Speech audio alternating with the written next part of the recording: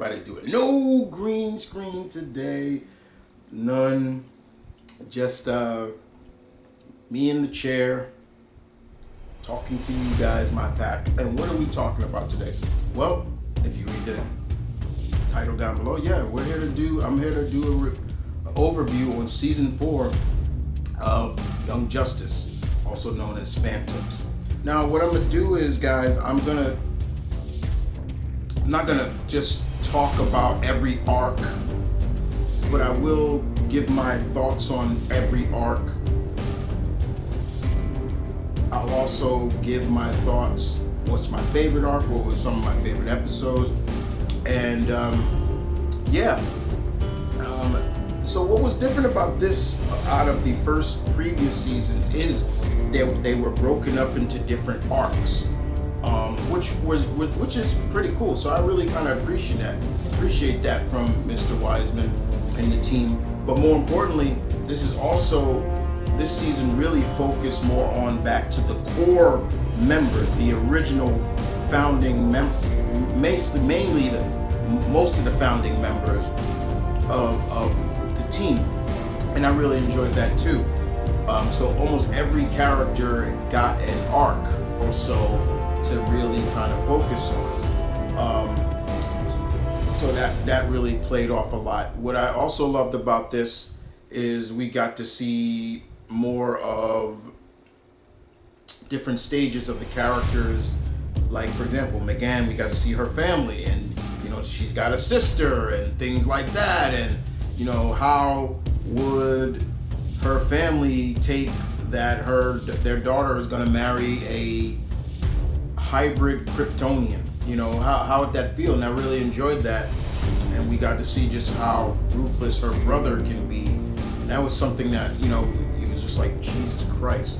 And that first arc where it seemed to feel like, Connor died, I'm looking at that like, no, they didn't.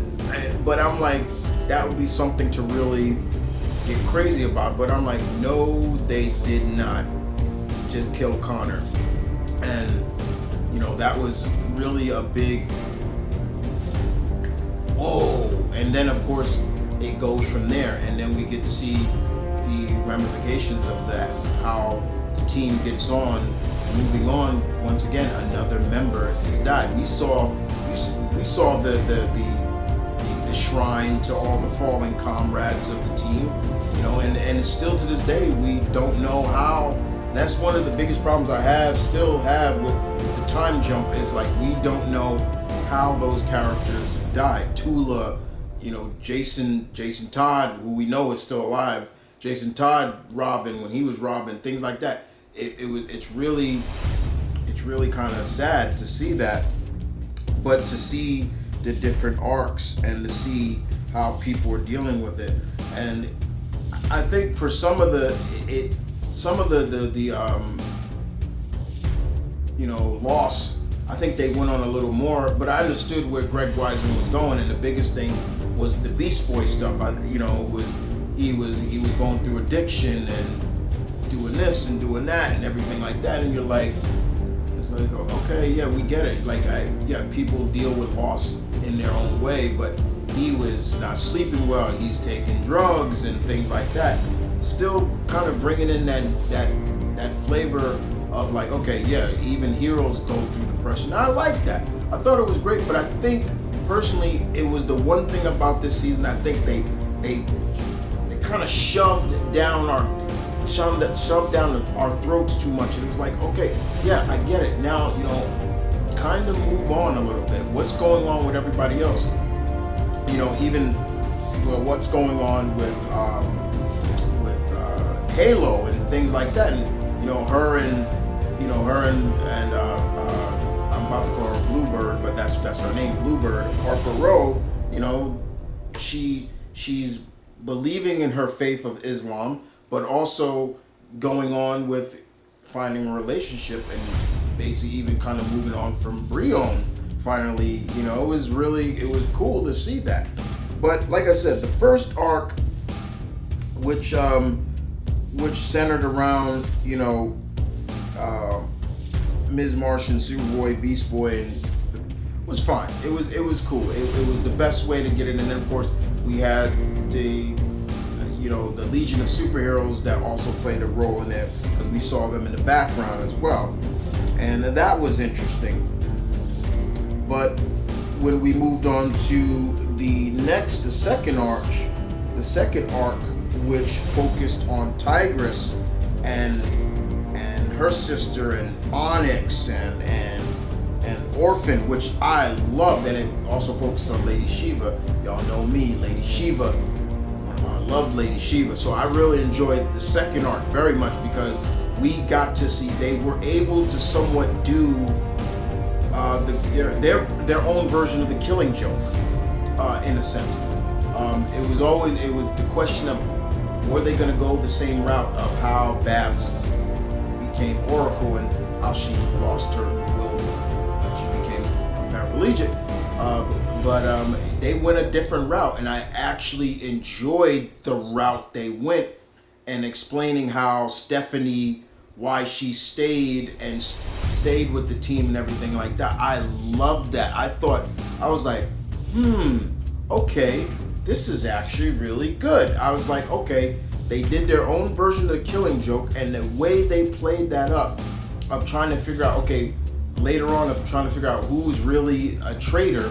Is Onyx with them, or because I actually like that they brought Onyx Adam, and what I really enjoyed, well, not Onyx Adam, they were calling her, I think her name was Edric. She was the granddaughter of Amazing Man. I was like, whoa, okay, they brought in the Amazing Man, and I was like, okay, she's the granddaughter, and I thought that was really cool, even though in reality she's not. Onyx Adams has nothing to do with Amazing Man, but it was really cool to see that. And you had her, and then you had, of course,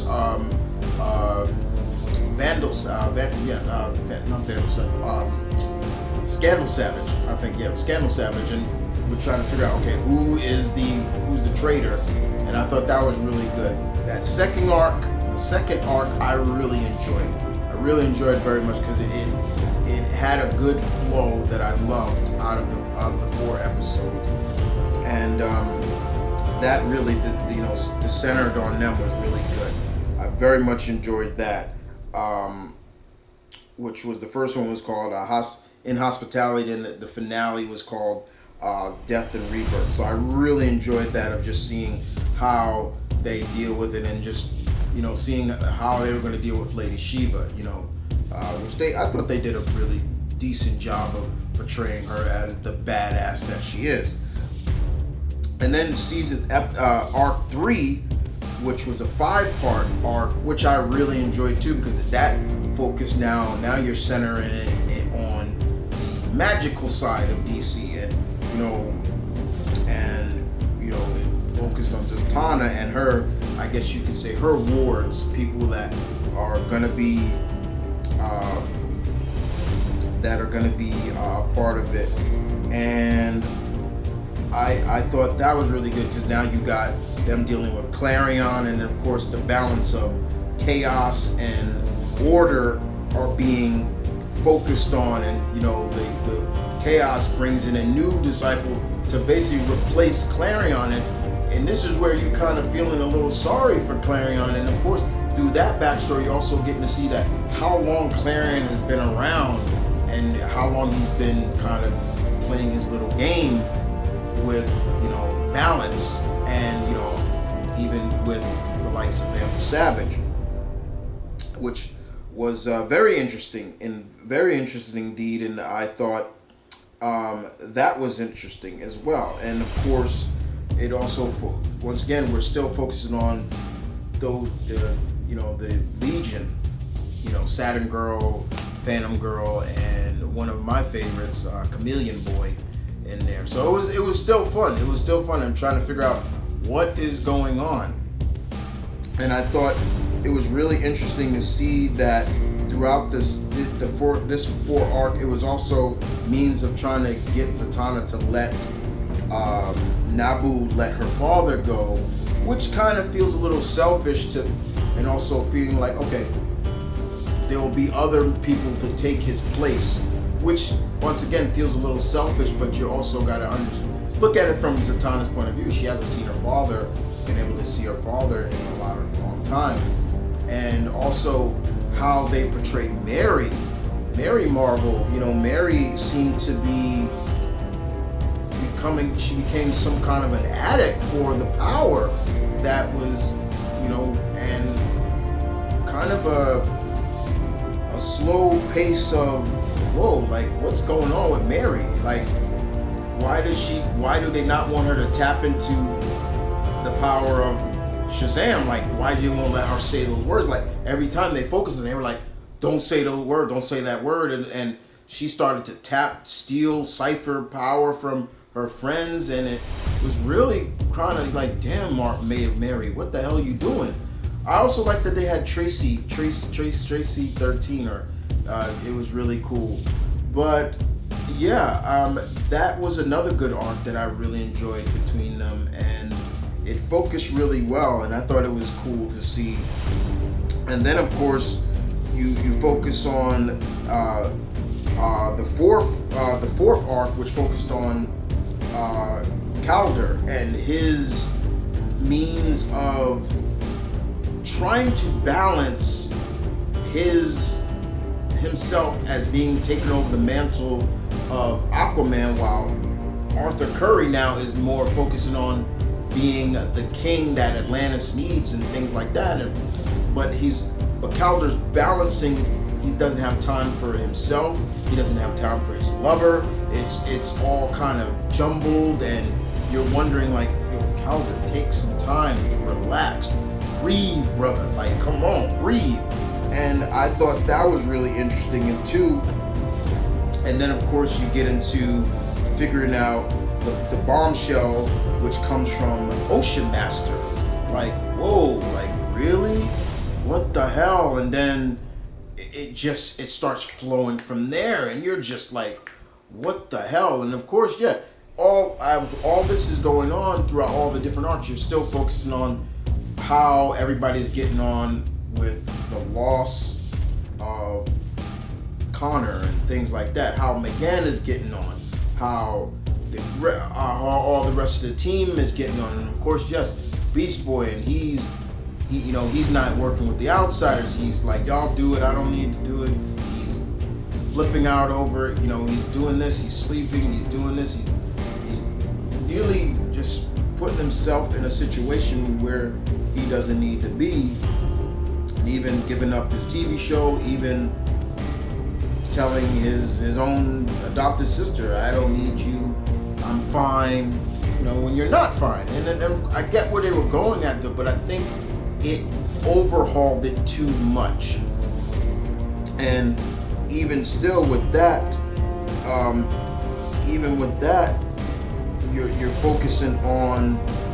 you're also focusing on the fact that Connor is alive. He is alive, but he's in a world which then the whole concept of phantoms, I think, coming in. I thought that was a really interesting touch that they did. And I enjoyed. Arc 4 was good, but it wasn't my favorite. It wasn't my favorite, though. And then we go to Arc 5, which focused on Rocket, which I appreciate. And we got to see how Rocket is dealing with balancing her life as a hero, but also she's a mother. Raquel is a mother. She's always been a mother. She's always been a teen mother. She was like one of the first teenage mothers in comics, if I'm not mistaken, if I remember correctly. But what's interesting about her son is he has autism.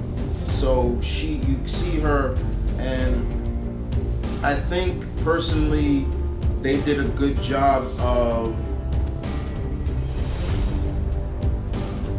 expressing autism, because when it comes to Hollywood or just in general TV, they like to sometimes,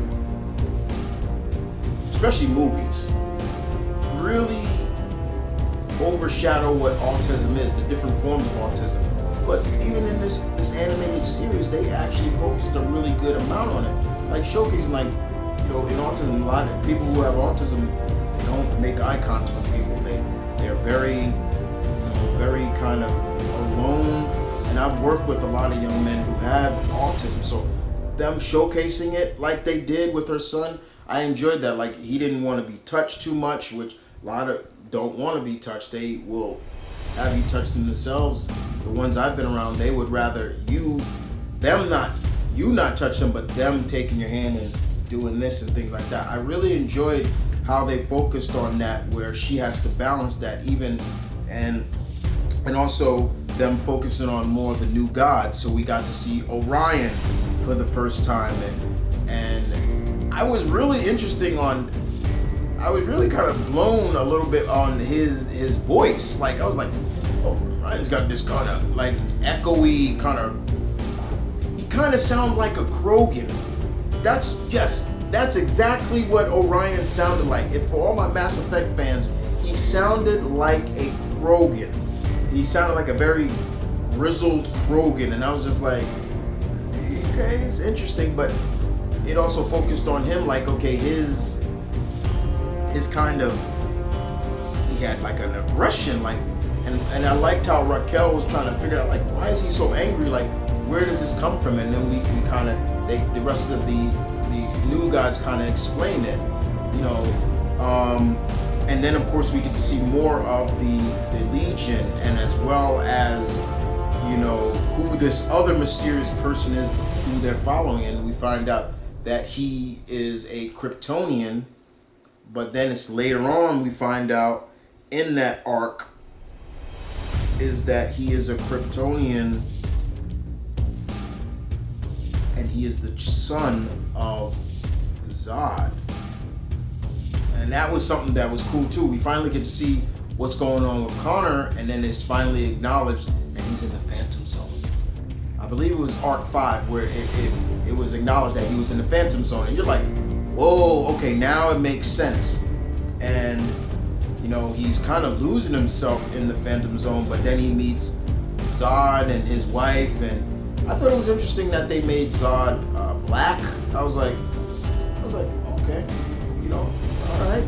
But I thought it was really cool too, and of course, this was a good arc because I love this arc a lot, because this is also the arc where Tomar-Ray sacrificed himself, which I meant that's straight. I mean, that I loved that moment as a Green Lantern fan, and as a fan, Tomar-Ray is one of my favorite non-human Green Lanterns, and to see him go out saving, you know, saving, being a Green Lantern, I was like, oh, but I was like, you know, I still was like, and then seeing where his ring went was actually cool too.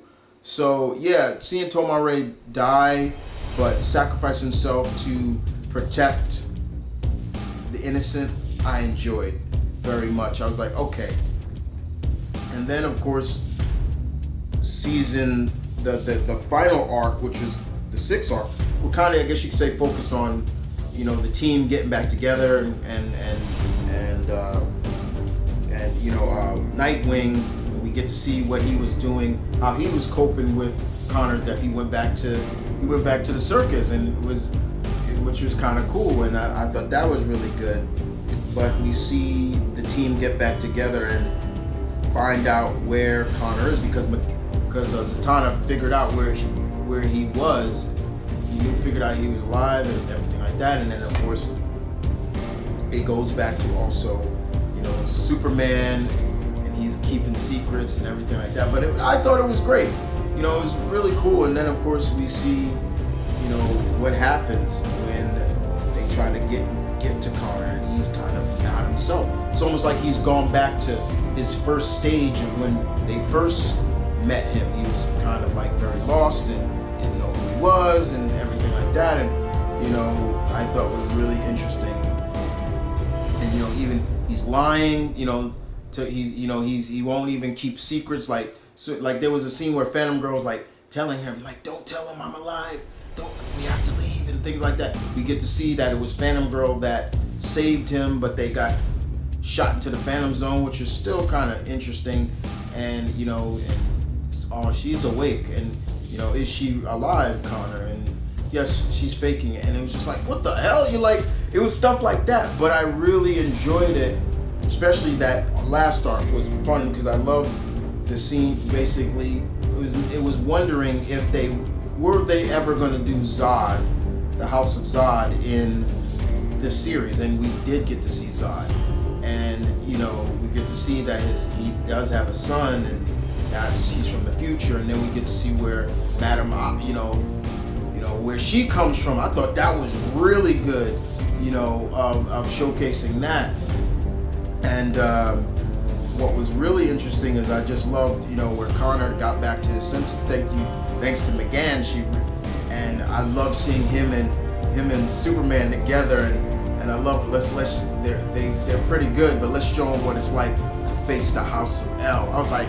ooh, that was good stuff right there. I was loving that, and you seeing them throw down and teaming the two, kind of brothers, coming together, and I loved that. I thought that was really good, seeing the team face these Kryptonians, even though they're not really at full strength yet, but still able to face them and, hold it down, and the world seeing this. I thought that was really good. And of course, seeing the end where, Connor and McGann get married, and I thought that was really touching. I was glad it kind of ended on a happy note, because I was scared it wasn't. I was like, please say I do. Please say do. Go fade to black, fade to black, fade to black. I was like, please don't kill him. Please don't kill him. And I was like, yes, it did. It ended well. And I loved seeing Jonathan happy to see that his uncle was alive. Because he kept saying, I knew it. And I thought that was sweet and really good and cool at the same time. And seeing Beast Boy get on with his life. And it still makes me wonder what's going to go on with Breon as well, like what he's going to be doing with the,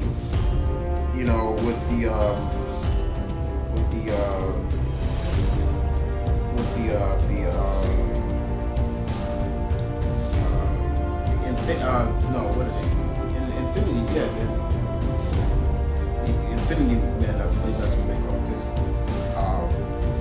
that's going to be interesting too.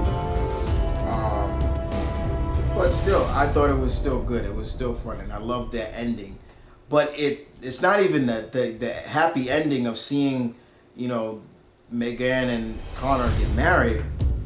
What's more impressive, what shocked me the most, is seeing who now is a part of the female Furies with Darkseid.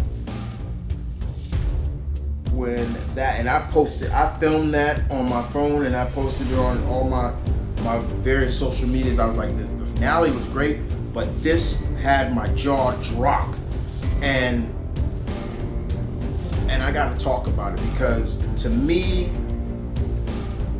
to see Mary has gone rogue and gone with the granny goodness, it kind of hints back to when she was evil for a while. She was running remember she donned all black.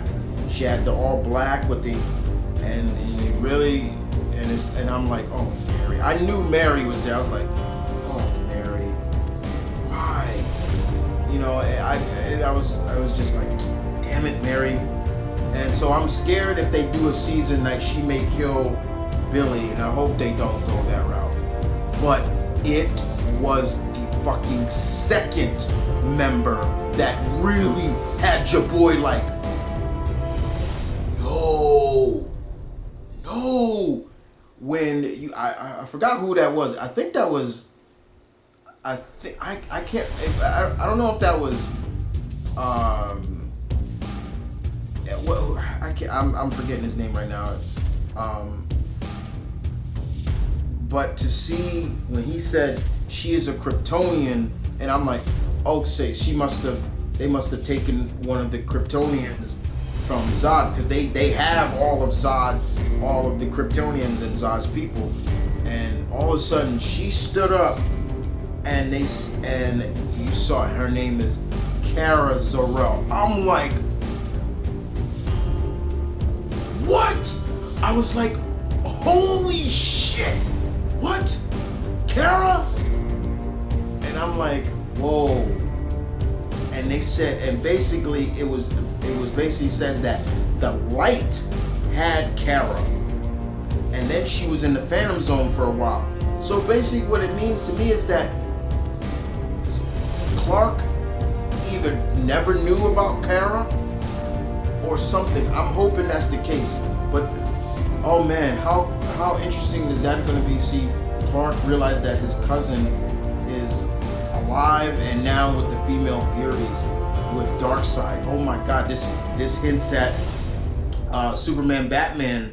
You know, that story arc from the original comic series, and of course you can say Apocalypse, but yeah, it hints back at that, and it makes me wonder, guys, how that's gonna go. But overall, Phantoms was good. I enjoyed this. I believe their season 5 is coming. Correct me if I'm wrong, guys. I hope season 5 is coming, because I want to see how this is gonna end, or how they're gonna deal with Darkseid, because that seems what it's been leading up to, and I think they've done a great job of that, leading up to Darkseid, Apocalypse coming after Earth and everything like that, and I think that's great. But yeah, Kara, I'm not too shocked at Mary, but I'm more shocked at Kara. Like, why would she join? Because now you need to give me more backstory into. Got to give me more backstory into when did the light capture her? How did they capture her? When, where, how? I need to know, because that's going to be interesting. It's got to be something. But I thought Phantoms was good. I liked the approach of the different arcs that focused on different core members of the team, the original team. Yeah, they left out a few, but I still think it was really good. Would I mind them doing season 5 like this? Maybe not. It depends. But overall, I thought it was really good.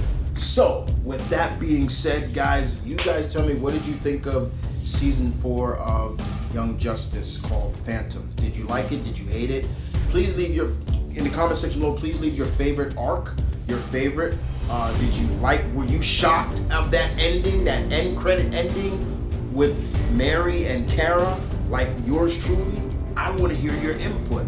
As always, guys, please leave a comment in the section down below. And with that being said, guys, as always, this is M.V.K. Say peace, one love, stay tuned, keep it real. Merchandise in the merch store down below. New merch is coming in August. That's where I plan. That's kind of where we're going, gearing up for. Don't forget, guys, I got the Patreon. If you'd like to join, I wouldn't mind. You can join for just $1 a month. That is as low as I can go with it. Just $1 a month. That'd be cool. But in the meantime, that is it. Hope you guys enjoy. And as always, I said that. But y'all know the slogan. Y'all know the intro, the outro. Deuces.